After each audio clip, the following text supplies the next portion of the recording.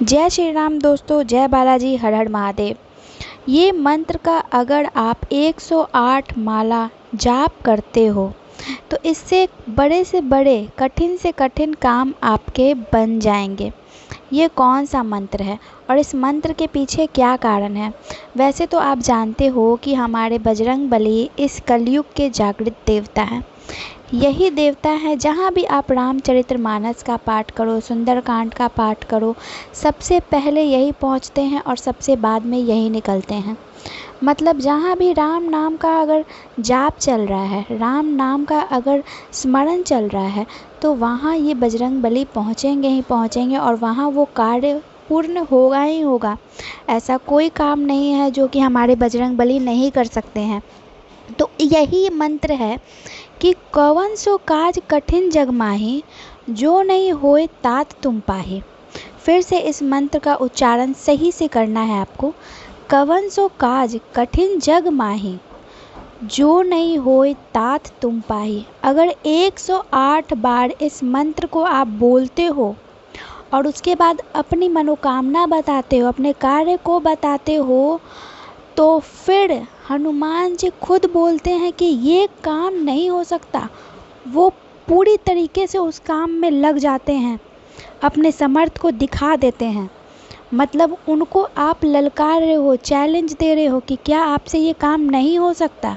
जगत में कौन सा ऐसा कठिन कार्य है जो कि आप नहीं कर सकते हो, इसका मतलब ये है। और उसके बाद उस कार्य को करने में खुद बजरंगबली लग जाते हैं। साथ में आपको राम नाम का जाप ज़रूर करना है इससे पहले, क्योंकि राम नाम का अगर आप जाप नहीं करोगे तो कोई भी मंत्र हो, कोई भी आप ऐसी पूजा कर रहे हो बजरंगबली का, वो अधूरा रह जाता है।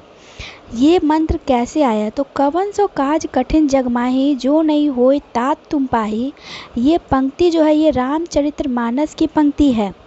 और ये कब बोला गया? तो जब माता सीता की खोज करते हुए जामवंत, अंगद और हनुमान जी दक्षिण के समुद्र तट पर पहुँचे, तो यहाँ पे ये विचार विमर्श होने लगा कि कौन सीता मैया का पता लगाने लंका जाएगा।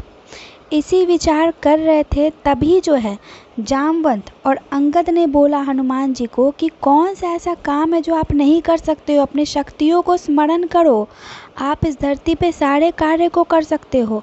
और फिर उन्होंने अपनी शक्तियों का स्मरण किया और समुद्र को लांघ कर लंका पहुँचे और उन्होंने सीता मैया को वहाँ पे पता लगाया, उनको भेंट प्रदान किया, उन्होंने अपना संदेश पहुँचाया और वहाँ से संदेश लेके वो हमारे श्री राम जी के पास आए और वहाँ पे लंका में उन्होंने आग भी लगाई।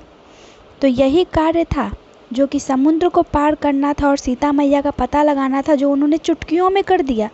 बाकियों के लिए समुद्र को पार करना बहुत बड़ा कठिन कार्य था, लेकिन इनके लिए नहीं था।